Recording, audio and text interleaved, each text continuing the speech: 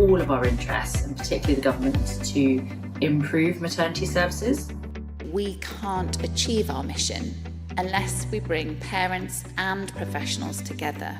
A revolution needs to happen. We need to start working together. I know it's a hard time, but for goodness sake, it's the best profession in the world. Be proud to be midwives, be proud of the job that we do, and continue to celebrate our successes.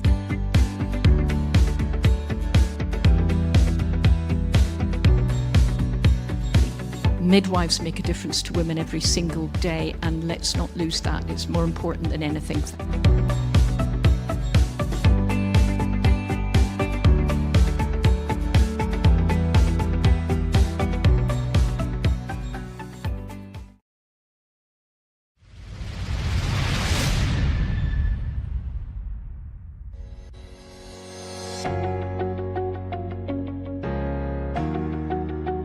Welcome to Matflix, video streaming from maternity experts. My name is Dr. Jenny Hall. I am the box set's curator at Matflix, a fellow of the Royal College of Midwives and a former editor of The Practicing Midwife. At Matflix, we bring together videos of talks from top maternity experts into box sets to support your continued professional development, study and revalidation. It is a perfect study accompaniment for midwives, maternity professionals, midwifery students and anyone thinking about a career in the maternity services. My job is bringing together the latest thinking area by area so you do not have to. Not only do you get the video of brilliant talks and relevant content in thematic box sets, you also get access to the audio version so you can listen on the commute or while you walk the dog.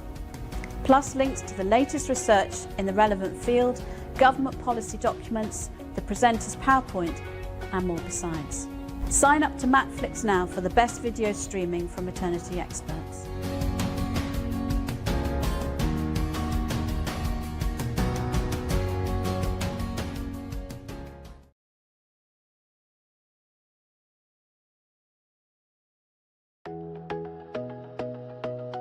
You're thinking, but I've never read about these midwives in the Bible, and that's because they didn't make it into the Gospels. Why was it that we nurses, midwives, seem so invisible to the doctors, to the media?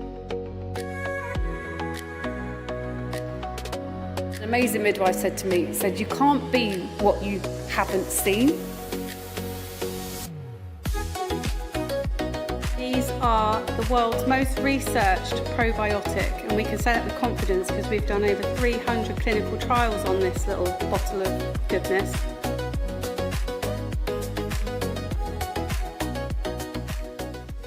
These awards, as you know, are a celebration of achievement, effort, change, innovation, management, insight, and the many other traits necessary to sustain a proud profession like midwifery and consistent services in maternity. We invite people to nominate a colleague or a student or a manager, whatever, where they think that person's real trailblazers. And it's really a celebration of all that's good in midwifery and maternity care. They recognise individuals, they recognise teams, management and educators. Anyone who values excellence and makes improvements. They are essentially a celebration of all of your achievements. So, shall we get on with it? What you do with your day-to-day lives, I just admire you hugely. If you do want to nominate a colleague, a friend, maybe yourself, please speak to the organisers and visit the website, and I really hope that we'll see you at that.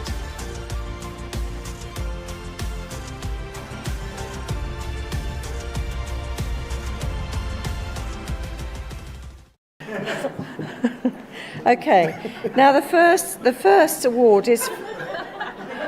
What's nothing, I don't know.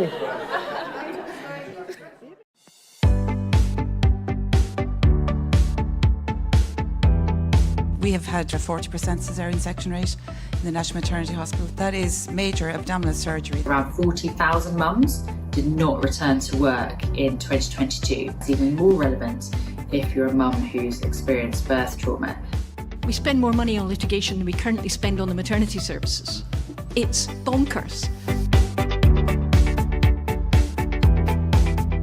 The that it's in all of our interests, and particularly the government, to improve maternity services.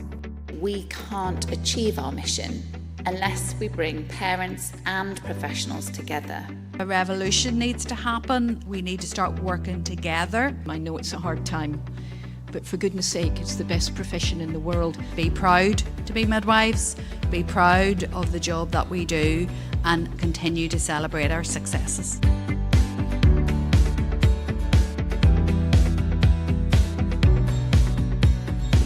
Midwives make a difference to women every single day, and let's not lose that. It's more important than anything.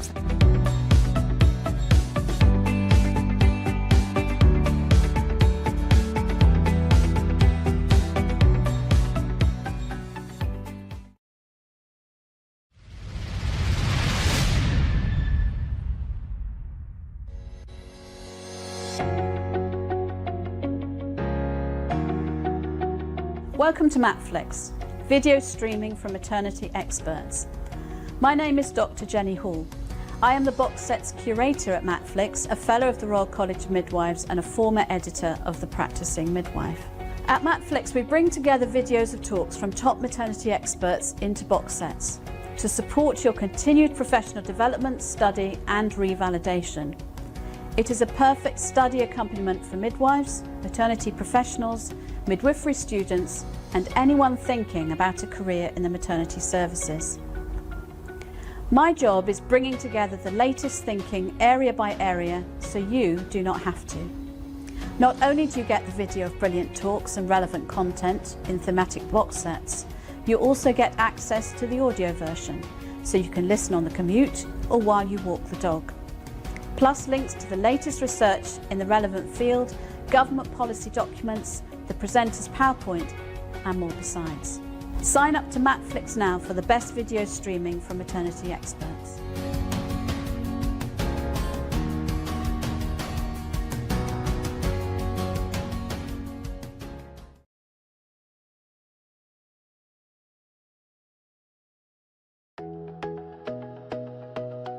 You're thinking, but I've never read about these midwives in the Bible, and that's because they didn't make it into the Gospels. Why was it that we nurses, midwives, seem so invisible to the doctors, to the media? An amazing midwife said to me, you can't be what you haven't seen. These are the world's most researched probiotic, and we can say that with confidence because we've done over 300 clinical trials on this little bottle of goodness.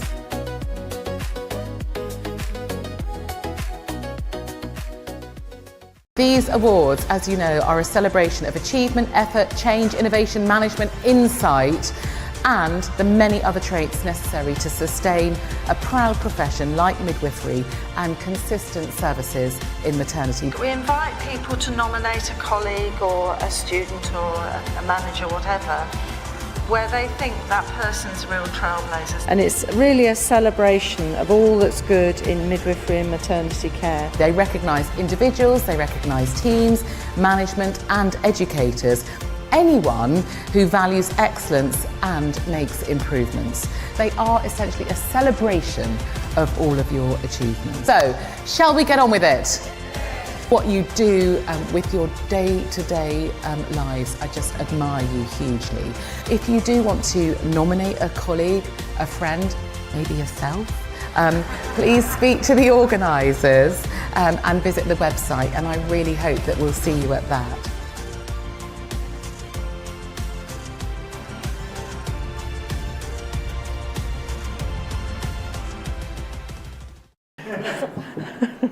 Okay, now the first award is... What's nothing, I don't know.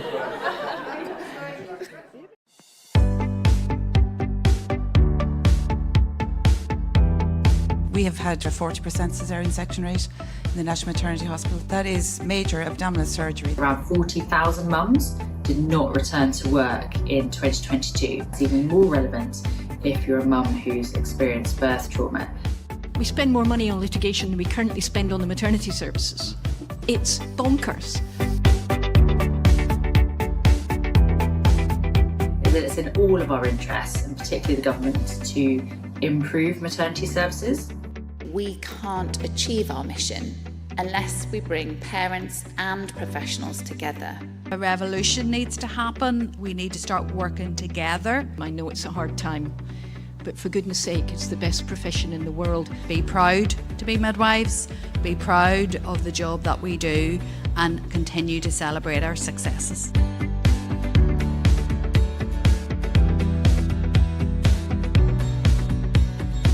Midwives make a difference to women every single day, and let's not lose that.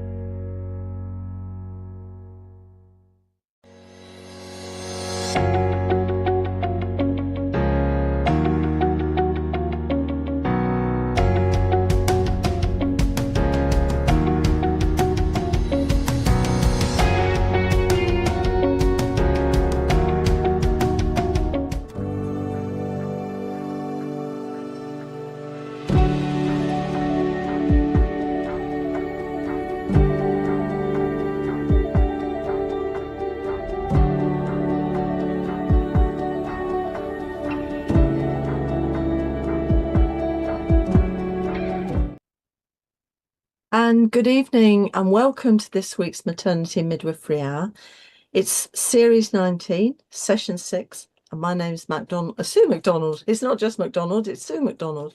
And I'm the curator for the Maternity and Midwifery Festivals and the Maternity and Midwifery Hour. And it's my pleasure to be hosting this evening's session. And I'm joined by Marie Watkins. Here she is. And I'm going to do what we do every week. We invite our guest to share a moment of the week, and Marie's got something really special. So welcome, Marie, and thank you so much for coming this evening to share all the things you're going to share. Thank you for having me, Sue. It's a pleasure. So my moment of the week, as I was just explaining, might actually be a contender for moment of the month and potentially the year as well. But we'll stick with the week at the moment. So when I'm not doing birth debriefing, I work in a school, and it's a school where my daughter goes. My daughter has autism. And there are a few other children there that have autism. And it's been a big learning curve with me about how to support those effectively. And at the weekend, we had a school open morning, and one of the children that I've been supporting most closely arrived with her sister, who's also joining the school. And she pointed me out and said, "That's Mrs. Watkins. And if you ever feel sad, you can go to her and she will help you." So that was already a contender for moment of the week. And then I said to the girl that I'm working with, "Would you like to come into the office?" I said, "We've got some snacks for the pupils and whatnot." And we went in and she gave me a spontaneous cuddle, which was one of the most amazing moments ever, because that's not necessarily a way that she would generally feel comfortable in showing affection. And it was spontaneous and it was beautiful and made me shed a tear of joy. So I'm not sure that there's going to be another another moment in the coming year that's going to top that, but it's absolutely my moment of the week, very easily. Oh, I mean, that's lovely. And thank you so much for sharing that, because I think it illustrates how different our moments are. And that's very special, because you know that young person so well. So it has a special meaning. So thank you so much for sharing that, Marie.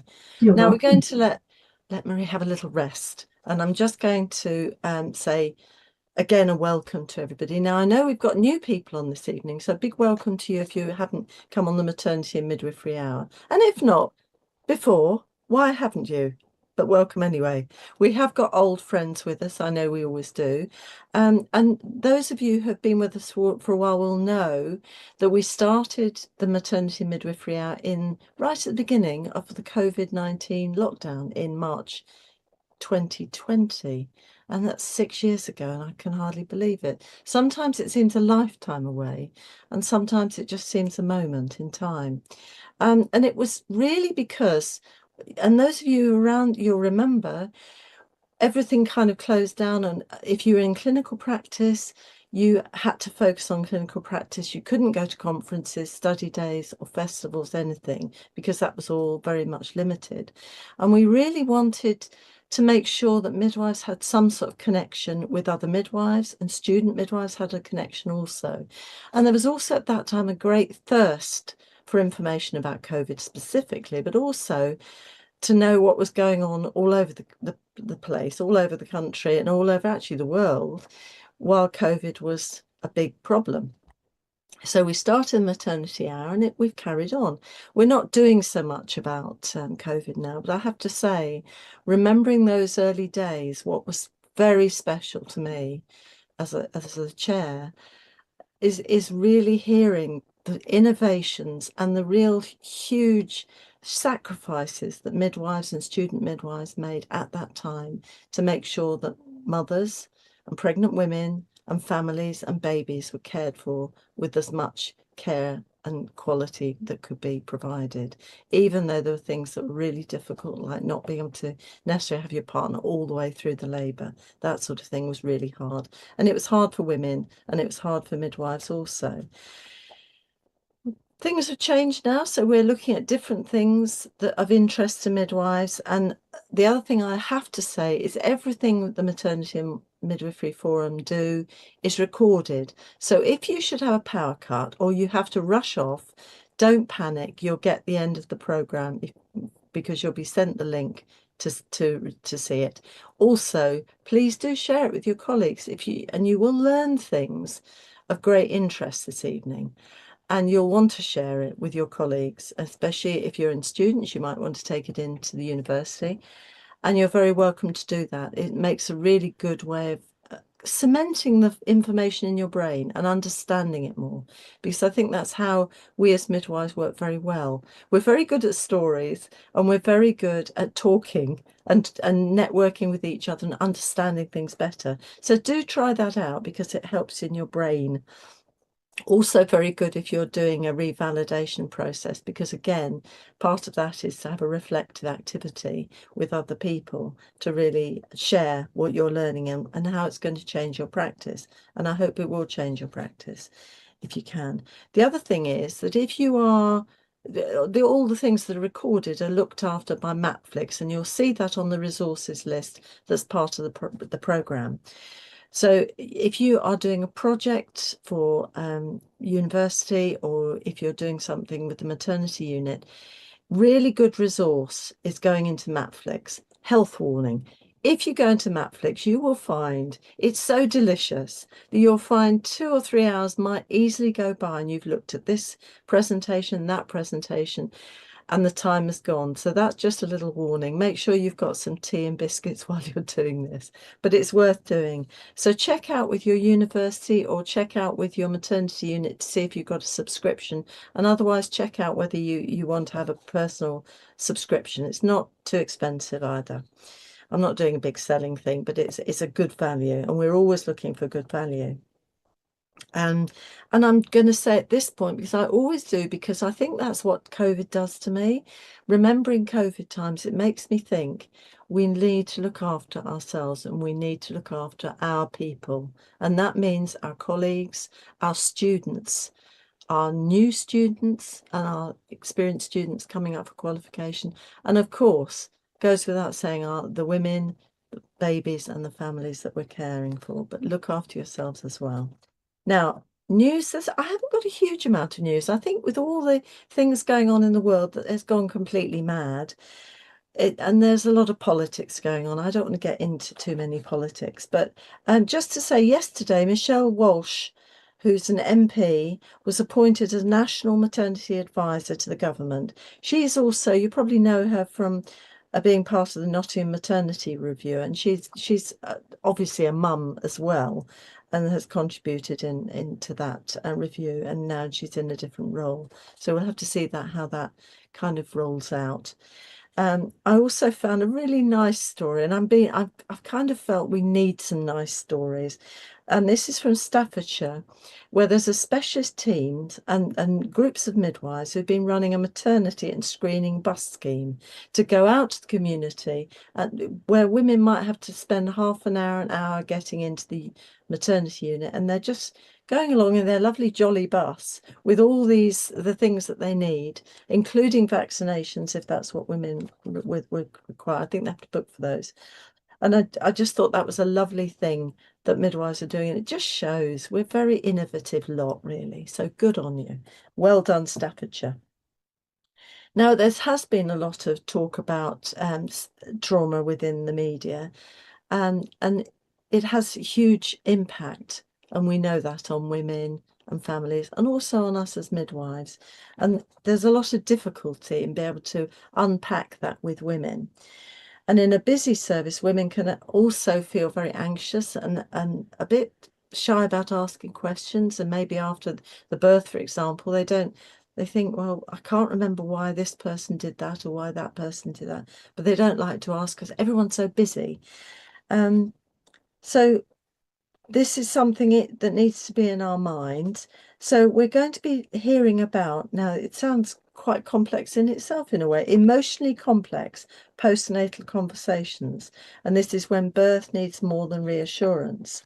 And that is why we have the lovely Marie Watkins, and she started her career in the Royal Air Force. Then she trained as a midwife, hooray! And she graduated with a first-class degree and received a Clinical Excellence Award. And she's had a senior career specialising in clinical governance and patient safety, including roles as a former head of midwifery. And over the time, she's led and contributed to serious incident investigations, perinatal mortality reviews, and national audits of maternity care. And this has given her a really clear view of what happens behind the scenes when care doesn't quite go to plan. And importantly, how often families are left without clear, honest explanations afterwards. She's the founder of Little Light Support, and will introduce us to the light approach to trauma-informed birth debriefing. So welcome, Marie. Thank you so much for coming this evening. The screen is now yours. Thank you very much, Sue. That was an introduction like no other. And you've set all the scene for the birth debriefing stuff, so I can skip past my first slide there. Thank you so much. It was absolutely wonderful, and thank you so much for asking me, and thank you to all the people who've chosen to sit and listen to me on this sunny evening. So my name's Marie, and I would really like to spend this evening talking about those conversations that happen after birth. And Sue was exactly right. It does sound a bit complicated about the complex conversations, but the ones that I'm thinking about are the ones that don't resolve just because we've explained something and that we've offered facts. So I'm incredibly mindful that I'm in a room with professionals that will be no strangers at all to holding emotional complexity.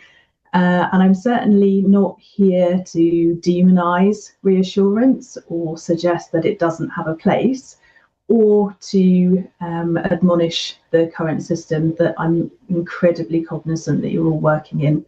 But many of us, whether we have been taught implicitly or explicitly, have an understanding that if we reassure someone and we offer them clinical facts, that will metabolize their feelings in some way. But the work that I see in Little Light Support, where I'm providing independent birth debriefings, reassures me that often that doesn't work. And when it doesn't mean that it's a failure on your part, that you haven't explained things clearly enough. And it's certainly not because the person who's hearing that information is being difficult. What the disconnect is that you're offering a clinical answer to a question or a situation that isn't clinical. It's emotional and it's relational. And that leads me to the first of a couple of key points that I'll be hopeful that you might feel able to take away from tonight's session. And it's this, that it's not ever what happened clinically. It's how that event is interpreted. It's how it's remembered for that woman and how it's felt with her going forward. I'm very aware that I'm using the term woman. I'm using it with full respect for the whole diversity of birthing people, but for the purposes of me keeping to half an hour, which is the time that I'm allowed, I'm going to use the term woman. So leads me on quite nicely to explain that birth debriefing is rarely only about the facts, and people are not always asking for a timeline. So a chronology, an understanding of a sequence of events, can be helpful. It can help us to scaffold or structure a response, but often it's not quite what they need.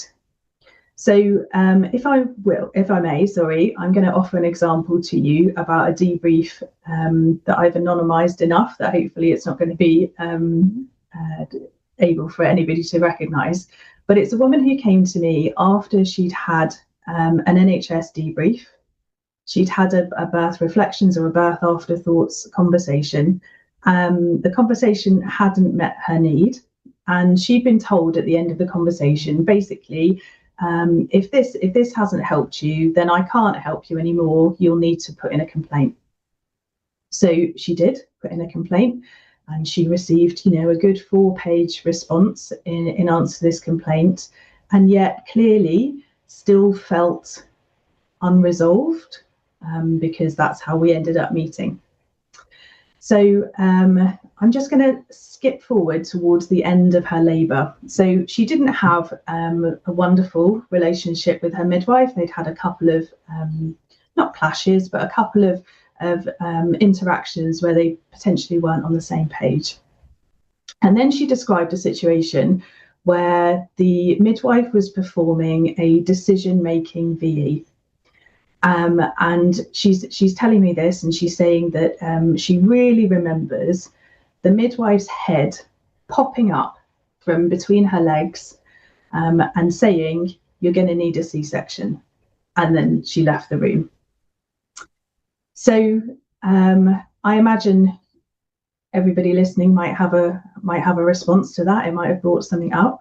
And when she had her NHS debrief, the response to the story when she told that part of it was, well, that isn't the midwife's decision to make. And that's true. That's a fact. But that for me was a really good example, which is why I chose to share it with you, of answering an emotional question with a clinical fact. And shades of this conversation, or these types of conversation, happen all the time, which is why I've not made this presentation purely about birth debrief, because there's a spectrum for me of routine postnatal conversations that happen a lot, and then all the way up to, you know, formal complaint, review, investigation, debrief. And it was that space that I really felt needed some structure. So just while I was brainstorming and thinking about what I could share, these postnatal conversations were one of the things that kept falling into my mind. And it's a situation of thinking where a woman says potentially, I'm failing at feeding already. You know, it should be so natural. It was the only thing that I wanted to do. And she just keeps coming off, and people just keep telling me different things. And there's a range of response. So there's a response that says people are giving you advice, you know, based on what they see. Everyone feels like this at first, and especially when you're really tired. And then there's a response that says, I wonder if it might feel helpful if we think about the advice that you've heard before and then work out a way forward from there. Was last night a rough one? And we're going to go into a bit more depth as to the subtle difference between those responses, because they're garnering a similar sort of information pattern, but they're approaching it in a slightly different way. So just going to pause there because I want to just take a step back and share with you, if I may, although my slide is not advancing now.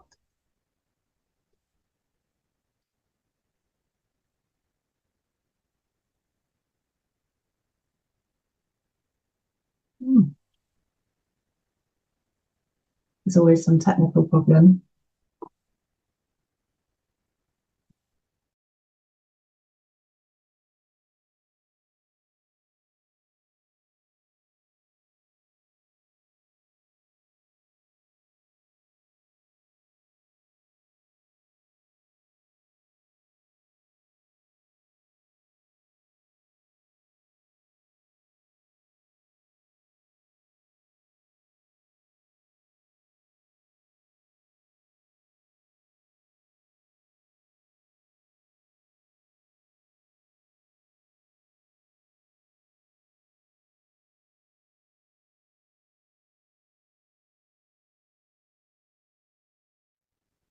Thank you.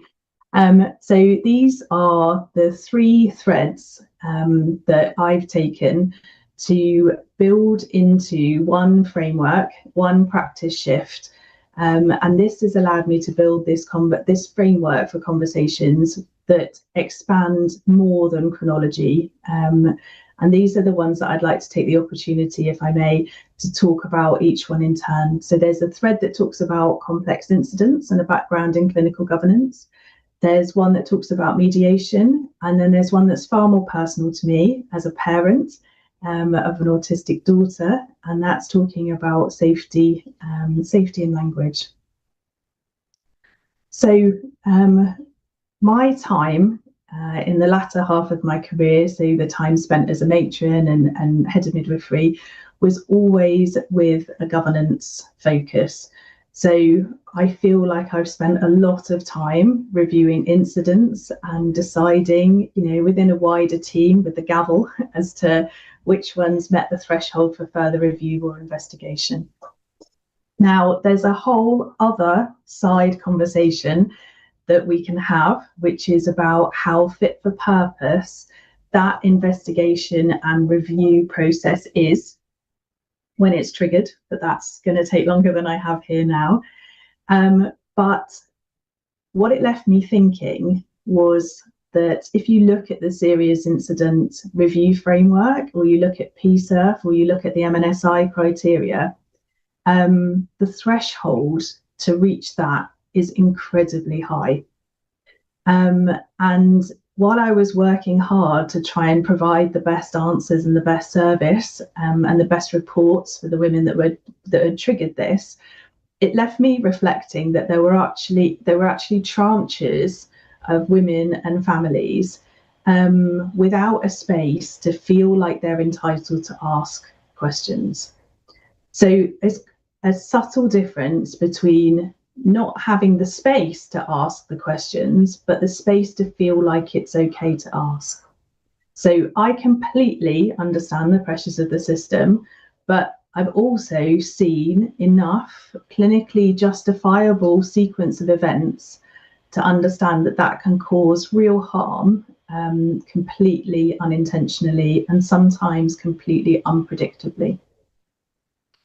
I've seen so many staff deeply and understandably anxious about saying the wrong thing, doing the wrong thing, potentially saying something that they feel is going to land them in legal hot water, that they fall into what I call a defensive language trench. And unfortunately, once you're in that trench, it's incredibly difficult to get yourself out of it. And what ends up happening is you end up doing a conversational equivalent of almost flinging things out of the trench and hoping that they might land, but there's no use in that. There's no positivity. So early conversations, skilled conversations with a framework can reduce the escalation and then hopefully, obviously, support learning. So that's the first strand that or thread that I'd asked to share with you. And then there's also the second slide, which is about when I qualified as a civil, commercial and workplace mediator. And I've just read a book recently, which I can share in the resources, which is about difficult conversations. And they talk about creating a third space. And as I was reading it, I was thinking that this is putting into words what I was taught to do and the skill that I try and practice in mediation. So when you're in a room, and we'll take birth debrief as an example, there's a space where the woman is, and that's a space where she holds her truth. That's her space. There's another space where the clinical notes describe what happened and clinical events. And then there's a third space that can be created, and that's the neutral mediation space. And that's the space where you comfortably sit shoulder to shoulder with the woman and you hold and you listen. And if you're going into a debrief and your intention is to try and alter someone's truth or try and correct someone's truth, then you're approaching it wrong, in my view. And we'll talk about it a little bit later on, where we talk about what to do if there potentially does need to be a correction to that understanding. But generally, it's a situation where you're saying, I can understand why that stayed with you, which isn't the same as saying everything that you say about this situation is factually correct. That's saying to a woman, gosh, that sounds really frightening, isn't the same as saying I agree the staff were being really cruel to you at that point. And I sort of like to imagine it, or I like to visualize it as a professional friend situation.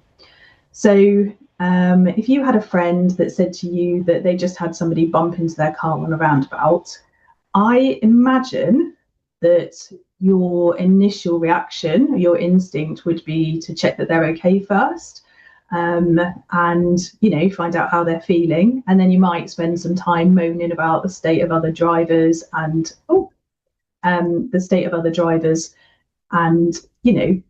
gathering the facts of what happened. Oh, my slides have stopped again.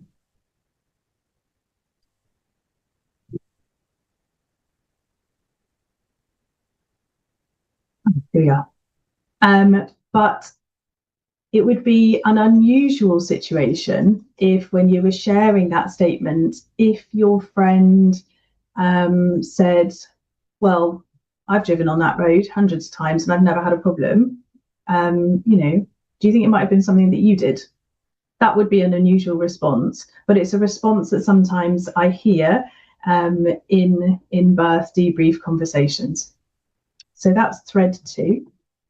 And thread 3 is the one that comes from a much more personal point of view for me, but it's one that's been incredibly influential in building the framework. And my slides aren't working again.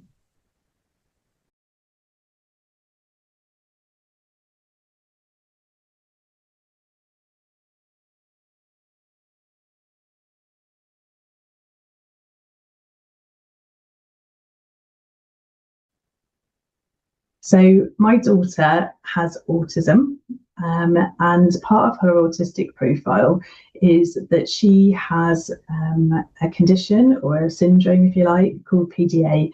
So a big shout out to if there's anybody else that's parenting a child with PDA out there, because we need some solidarity. But for those who aren't familiar with it, PDA stands for, in the textbooks, pathological demand avoidance. But it's being slightly taken over now and being replaced with the idea that it might sound better if we use the term persistent demand for autonomy. So this experience has really taught me about the importance of language and how we can use language to either empower or we can use it to shut down, and how inadvertently sometimes, we can use it to imply demand, imply pressure, or create a bit of a threat. So one of the main nuances in language for this is the difference between imperative language and declarative language. So imperative language, for anybody who's not familiar with the term, is that we need to do something. It's imperative. So if I'm saying to my daughter, Lucy, we need to leave the house at 8 o'clock, I have inadvertently there created a demand and a pressure and an expectation. But if I change the statement to be more declarative, I wonder if we might be able to consider leaving at 8 o'clock this morning. It's declarative. I'm declaring something. I'm wondering.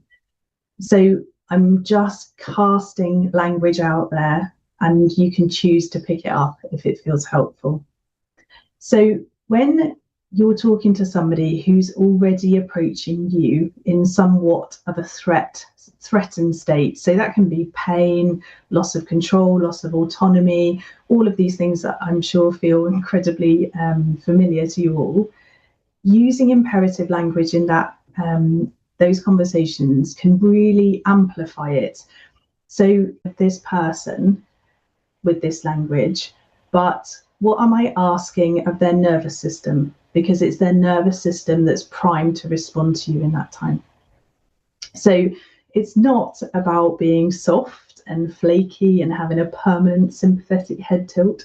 It's about being mindful that what you're doing is you're talking to somebody who's potentially in an altered state and the impact that your language can have on that.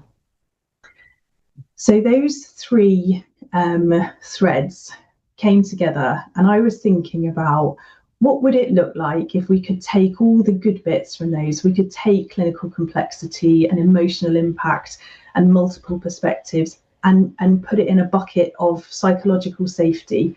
And what would that look like? And that was the design question, if you like. That synthesis resulted in me creating the LIGHT, the light model. So these 3 threads for me came together and created something that, yes, is a theoretical model, if you like, but it wasn't invented in isolation. So the light approach for me gives these conversations a holding structure. It isn't a model for therapy, and it doesn't substitute investigations or reviews or complaints, But what it represents for me is a structured way that we can hold an emotionally complex conversation. Each stage of the locate, the impact, gather, honour, transform, which we'll talk about a bit more in a minute, protects you as a practitioner and protects the woman against common conversational risks, which is rushing to the facts, rushing to the end, before we've taken time to create the space to understand meaning and understand the impact for that person. So I'm going to talk just briefly, because I haven't got a huge amount of time to go through it all in massive detail, about how each one of these stages individually comes together to hopefully provide a route from distress or confusion towards rebuilding that woman's agency and helping her feel supported. So each stage prevents the conversation from drifting. And I was reading a book recently by a woman called Brené Brown, who some of you might be familiar with. And she wrote something that was so incredibly perfect. It wasn't about birth debriefing, but it's so good that I'm going to apply it to the situation. And she was talking about how that in the absence of data, we will make up stories. So it's part of our human mind that we will seek to go back and we will fill those details in that we haven't got.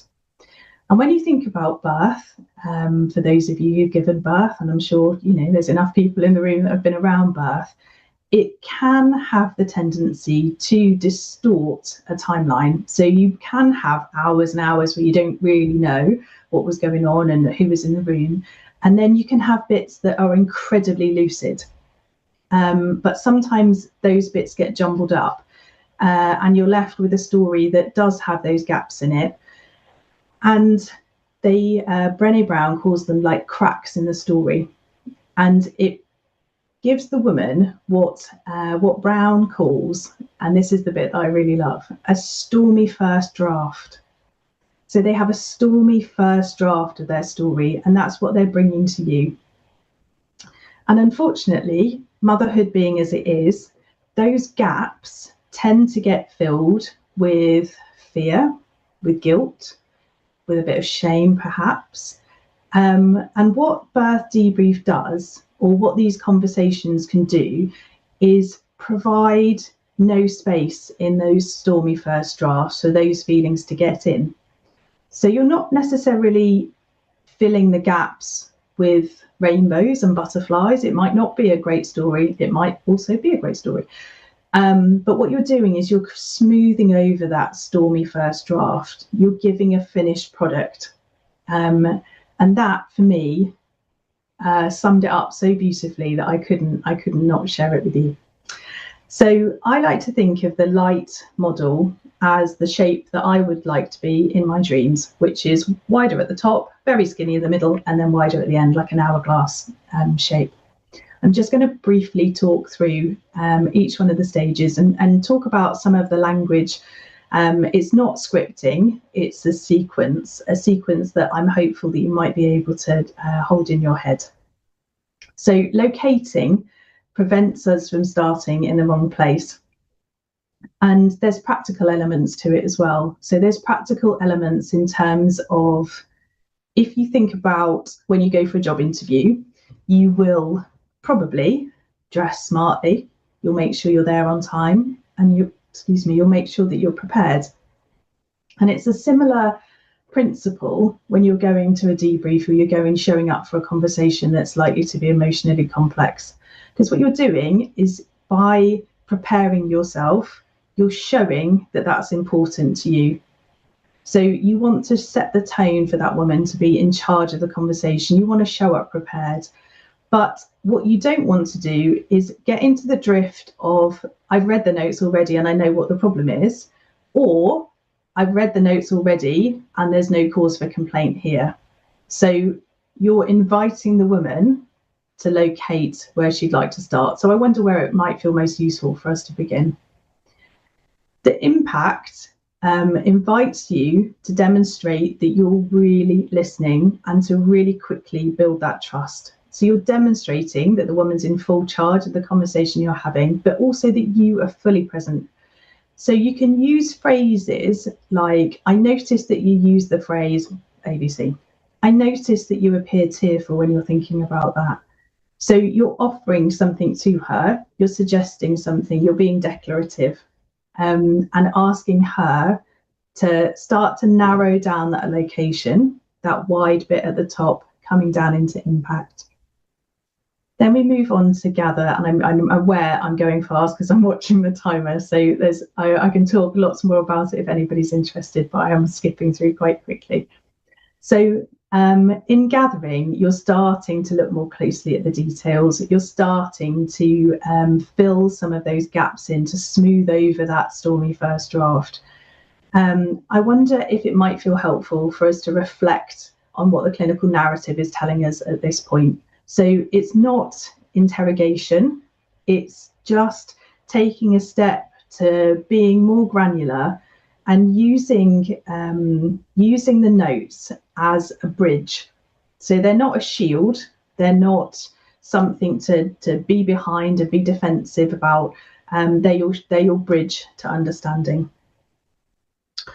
Honouring prevents that validation stage from being skipped. So there is a temptation to move from the facts to, okay, sorted, right, let's move on. But you just need to revisit, just come out again, just slightly wider, and talk about the broader impact of that. So it sounds like it was deeply upsetting. It sounds like that would have been really frightening.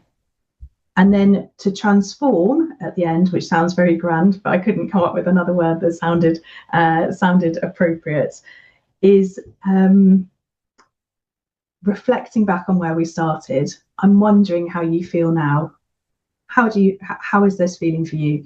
And this might be a conversation of all answers totally fine. It might be a conversation where actually, they still want to complain, they want to talk about that. Or it might be a conversation where you're starting to explore whether some more sort of therapeutic support with somebody who specialises in birth trauma might be more appropriate.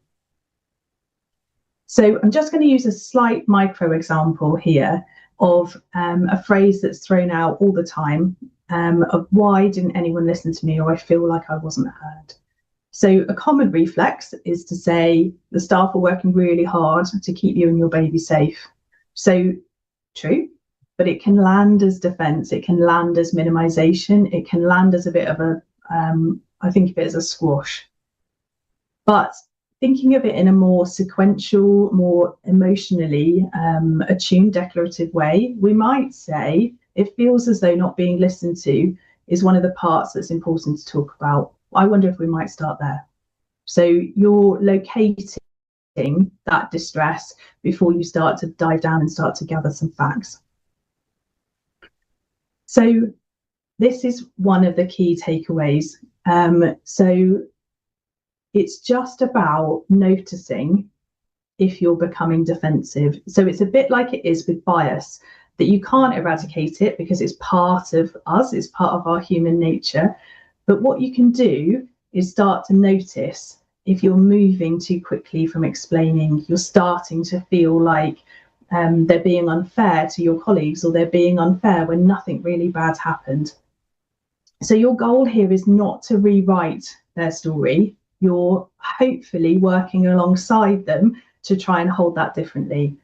And what's really important is to try and not let your internal defense become your external response. So you can notice it, you can hold it. It's a big sign to just start to slow down a bit.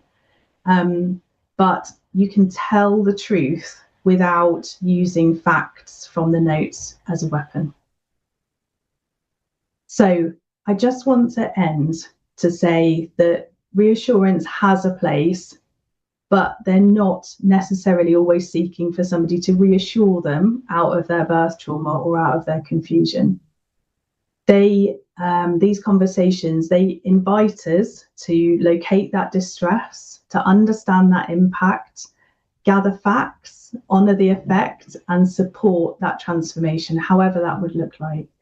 And that is what I mean when I urge us all to consider moving beyond reassurance.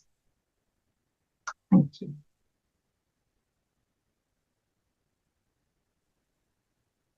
Fabulous, Marie. Thank you so much.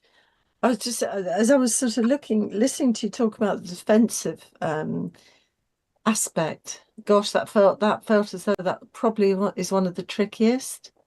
Really is. Because I mean, I think we are very practical people as midwives, and we tend to want to make it better and sort it really quickly. And this isn't something you can really do very quickly, I would say. And I think it gets quicker, like any skill. I think that you can potentially, it's still a sequence, but you might be able to move forward through it a little bit quicker. But I completely acknowledge that it's one of the privileges of me working independently now, is that I have lost that. I've lost that defensiveness because I don't have any skin in the game, so to speak, anymore. I'm not really, reading notes that involve people that are dear to me. And if I was, then I'd probably be having a conversation about that before we started to say, I know some of the main characters in your play here. But it removes a lot for me. And so I'm not going into these conversations thinking, well, I know that consultant and I know they're great, or I don't want to say anything about this consultant because maybe I'm going to get in trouble, and also I have to carry on working with them on labour ward. That's going to be really difficult for me if I then say, actually, you've done, I don't think I agree with this, and then the woman goes off to complain, and perhaps that's written in a letter somewhere and it makes something awkward. So I completely acknowledge my my privilege in that situation of being able to be completely impartial, but it allows me to remove a lot of that defensiveness. It's hard. I think it's hard. I can see that being tricky. Now we have some questions. Now, for those who are watching, I'm turning away every now and then because I've got two screens, and the questions come out on the other screen. And I have Celine. I want to welcome Celine because Celine's come from Quebec in Canada. So welcome, Celine. And Celine wants to know any advice for the midwife doing a debriefing time for a birth where she was the professional involved. So, good question, Celine. Yes, bienvenue, Celine. So I've had a similar situation where I was involved in somebody's care. So as I was reading their notes, I was head of midwifery at the time, and I obviously had been really busy because I was out on the shop floor doing fresh eyes. So I'd been in and met this couple who then subsequently went on to have some questions.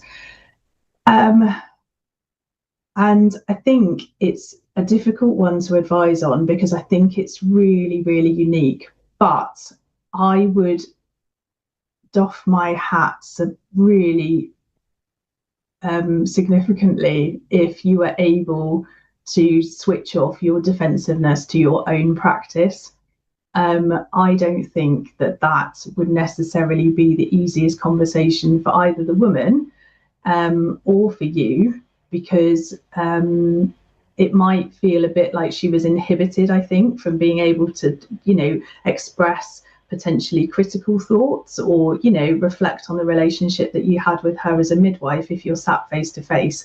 So I would just urge you to think really carefully, and would be hopeful that there would be enough midwives around you in whatever capacity that would be, that you might be able to just say, look, I'm not sure this is going to be beneficial for you or enable you to feel the most comfortable. I wonder if it might be helpful if one of my colleagues took this and she will have a professional conversation with me about anything that she might think that I need to hear afterwards. I think that's how I would approach it. I don't know if that feels reasonable. That has answered your question, Celine. Well, I suppose when you were talking, I was thinking, one of the things we always used to do when I was first as a midwife is I used to talk to the women after the birth or after any pattern of care, just to check out whether they understood everything, whether there was anything I didn't get right, whatever. But this sounds like more of a thing for women who've had real trauma and dealing with that different perspective. Well, it wouldn't be for every woman, or would it be? Well, this is the thing, Sue. So I'm aware that and obviously the brief for what I was going to talk about today is leaning into the more emotionally complex birth trauma side of things. Because for me, I feel like potentially that's more of it's an easier win, but I'm using that term mindfully. It's an easier win to create a space for a woman to feel that she's entitled to ask for answers in a space where she perceives that some harm has happened or she's dissatisfied. So that for me is an easier group to say, we have this opportunity. But that's not to say that I haven't had situations where people have said, I don't think anything bad's happened. And that's often how they will start the conversation with me and saying, I'm not sure if you're the right person to talk to, or I'm not sure if I'm entitled to this. They want permission from you to say, no, it's absolutely fine. Even the most straightforward birth, you can have big gaps in it where you don't know. And it's nice to understand your story. It's nice to put in your box of memories of how your time as a mum began, or how your child was born. It's just nice to have that story. But I feel that they're definitely in the minority of people feeling justified to come forward and ask for answers or ask for clarity if they don't perceive that anything bad has happened. But obviously that then leads on to another conversation that we can have about our ideas of what a bad thing is and what a woman's idea of bad things are, because they're quite disparate generally. But no, absolutely, it's not fair. I would love to see it as part of a standard postnatal offering, but we can dream a dream, because that's not going to happen anytime soon. I know we're fighting to get 1 million more midwives in the whole world, and maybe we'll have a few more extra in the service, which would be lovely. We'll dream for now. Now, I have a question from Jane. Hi, Jane. Jane wants to know, what was the book called by Brené Brown? I'll put it in the resources. It's something, thank you, Jane. It's called Atlas of the Heart. Atlas of the Heart. She's done quite a few books, which are all yes, appropriate. And like I say, it wasn't about birth trauma, but I was reading it and just thinking, this is it. This is stormy first drafts. This is amazing. And then I was thinking that it does happen all the time. It happens. Like they'll just make up things, and it's not a bad thing. It's just how our minds work. We just seek to understand, and when we don't understand, we'll put something in its place that helps us to understand. Fit it all in. Yeah, exactly. Wonderful. I think I'm going to have to have a look at that one. So that's more bedtime reading for me. Thank you. I've got a comment from T. Hi, T, who says, the part I loved is about holding space for two different stories. That's nice. Thank you, T. That's nice. And then Jane says, I think this is the same Jane, if I'm reviewing notes, you see something that's not a good standard of care, but the woman isn't bringing it up, would you talk about it, or would you suggest just focusing on the issue she raises? Very good question, Jane, I think. It depends. So obviously there's a professional obligation if you've spotted something that you think either needs a Datex or whatever reporting system that you use, or something that is professionally concerning. So if you were reading something that you thought, actually, this is not, part of our NMC code of conduct, if you want to go down to the basic level of things, then it's not, that's a truth, if you like, in the notes, or that's your interpretation of the truth. And what you're doing is sitting side by side with that woman and hearing her truth, hearing her conversation. So it might come up, but I'm not sure that I would see an enormous amount of value in saying, okay, well, these things feel like they're important to you, but also I just want to talk about this because, this bit here is not what we would have expected. I don't think, unless you feel like there's some serious harm there and you've got an obligation under the statute of duty of candour, that you're going to need to start having, but that's a whole other can of worms that you're going to open, which is fine and professionally appropriate to open, but that's different. I don't think that's a conversation sitting shoulder to shoulder with the woman. I think it's potentially a conversation that you might want to have with somebody internally to say, it's coming as part of this birth debrief. The woman doesn't seem to be too concerned about it, which is great. But for me as a professional, I find this worrying, and have a different conversation. But no, I don't think that it would be part of guiding her to see something that she's not already feeling. That's really useful. If that makes Thank sense. you. No, that makes perfect sense. I mean, I was wondering how many. I mean, I love your metabolizing of feelings. I think that was Yes, lovely I like phrases. that. You use your language beautifully.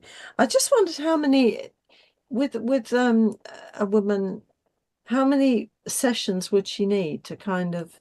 Yeah, I don't do more than one.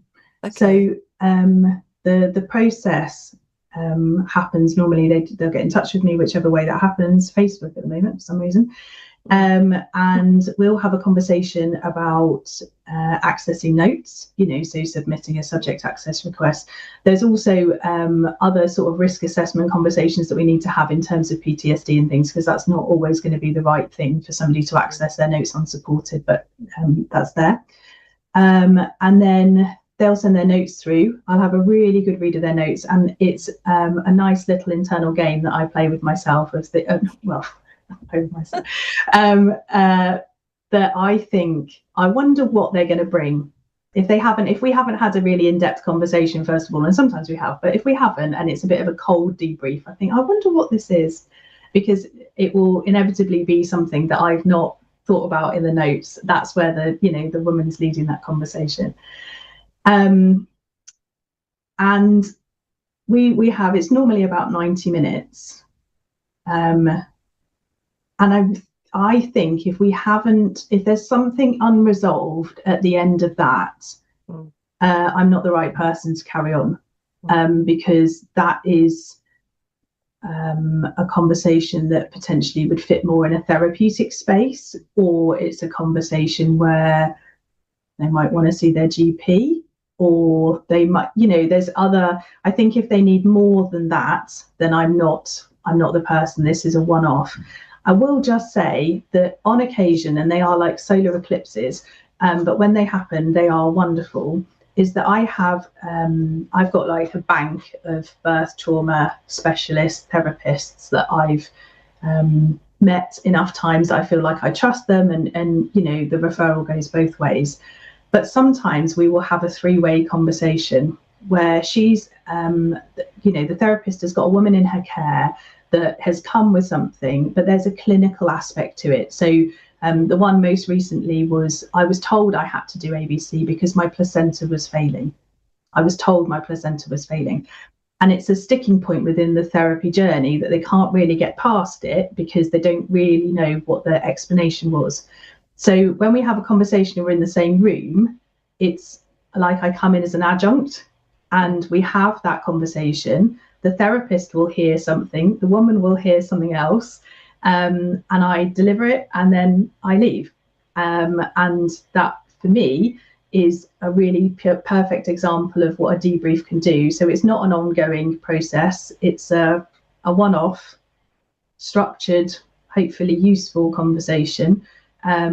And if they're not leaving with the clarity that they were hoping for, then that's part of my service, or part of the service that I would hope that everybody would be able to provide, is a bit of signposting after that, because I haven't got much more to offer. So that's I've done what I can. So it is, it's a one-stop shop. No, that's fantastic. That's really helpful. Thank you. And I've got we've got Elizabeth Wood. Hi, Elizabeth. Elizabeth says, do you feel it's beneficial for women to have these conversations on her own or with her baby and or partner? So thank you, Elizabeth. Hello. I've seen the full spectrum, and I don't think that there is any evidence, or I've certainly not read any evidence I think it's completely up to the woman as to what feels most comfortable. Interestingly, from my point of view, so I do offer a partner debrief. Okay. But it's even less, it occurs even less than the solar eclipses that I was talking about. So I think if we've got enough of a job creating a space where women feel entitled to ask for answers, then men potentially is a bit further down the line, or partners, should I say, a bit further down the line. But interestingly, what will happen is the men will often be present, but in a sort of supporting actor kind of role, but they never really want to go, and they've got things to offer, and they want to listen, but it's not a formal, I'm going to sit in and have a debrief with you. I've seen, men that had left the room, and then the woman was saying, he's standing by the door. Like, he's still listening. Not that I was going to say anything about it, but, she's saying, oh, he's standing by the door. So obviously didn't quite feel able to be in the room, but still wanted to have part of that conversation. So I'm not sure I'm ever going to crack the partners feeling able to come and access, but I think it depends on the woman, really. Having the baby there is sometimes, well, it's nice for me because I get to see the babies, but sometimes nice for them, sometimes it's distracting, and sometimes it's nice to have 90 minutes protected time just to talk about yourself and your birth and your experience, and have the baby out of the house so you're not distracted. I can see benefits for all of it. I mean, just also as well, there's some women that come to me 22, 23 plus years down the line as well. So it's not really a thing for them to have their baby in their room anymore. Oh, gosh. I think they've been holding it for a long time. Marie, we're going to have you back. I did say. Oh, go on then. If you insist. It's really funny, isn't it? Because I always say this is the fastest hour in the week, and this hour's just sped by so quickly. It's been fascinating, and I love this light model because I think it just puts it so simply in a way about what you can do, and you're easy to remember. Light. So we'll have a written test later. Yes. Just a small one. But I promise our audience, I'll twist Marie's arm so she comes back and we carry on the conversation, because this feels really useful for midwives and for students to understand, because I think what it really reinforces is the experience, and this is the woman's story. It's not our story, it's the woman's story. We're helping, perhaps we're contributing to it, especially if we're kind and we're nice, but it's the woman's story primarily. So thank you so much, Marie. Now I'm going to just say I want a big thank you, first of all, for Marie and for Angelo, who's at the back in the background. He's making sure this is all beautifully recorded. For those of you who want a podcast at 6 o'clock in the morning on Friday, also for the whole link for the whole thing on the newsletter. Now, for those of you who are new, if you haven't subscribed to the Maternity and Midwifery Forum newsletter, it's well worth doing so, because you get the links to the events, but also there's some quite good information about different news pieces, and there's always an article on each week, so that's really good. And also thank you to Paul for feeding the questions through to me so well. I actually forgot something, which was APEC, and that's the Association for Preeclampsia. I've got a free webinar in 3 days' time, and I've put the link on the resources sheet. It's free and it's going to be fantastic. So do access that. 3 days' time. And in the meantime, I'll say we also, actually, the other thing I nearly forgot was we have a little clip of some of the things from Midlands. I think it's a Midlands Voices on next. So I'm going to say cue Angelo for that. And in the meantime, take care, and we'll see you same time, same place next week, next Wednesday. And thank you again, Marie. Thank you. Hi, I'm Sue McDonald, and I've just finished chairing today's Maternity and Midwifery Festival in Solihull. And why weren't you here? It was great. I have to say, we had some fabulous speakers, some really interesting themes like communication and language, baby loss, postnatal care, and even birthplace choice. And there was something on every session that was of interest. And what I'm so pleased about is if you attend the festival, and this is one of the biggest things with the Maternity Midwifery Forum, you get the whole package at the end after the day, and you can catch up with all the things you've missed. So I'm looking forward to sitting over with a nice cup of tea and just catching up some of the things that I missed because I was chairing one session. I think it was really educating and enlightening, especially around baby loss. That was a session I attended earlier. And congratulations to every person that won the awards, the trailblazer and midwives that are doing amazing things. I think it's really nice, and I got to connect with organizations that are doing stuff to support mother and child. I found out about this baby nappy cream that I think is really amazing. I mean, I got to connect with other participants, and I really like it that people are doing great things to support mothers. I think this forum is a place where we learn and connect with other professionals. I think the event's been a fantastic coming together of lots of like-minded individuals. I think there's a lot going on in the world of maternity at the moment, and hearing the amazing work that different people are doing in different spheres coming together, it is, you know, there could be a lot of cause for pessimism, but actually I found it really optimistic and uplifting day so far. So yeah, I'm really glad I came. I am a very lucky recipient of a Trailblazer Award, thanks to my very dedicated team who nominated me. And it's very humbling to be presented that in front of a room full of people who are so passionate about midwifery and maternity services. And I have had a lovely day.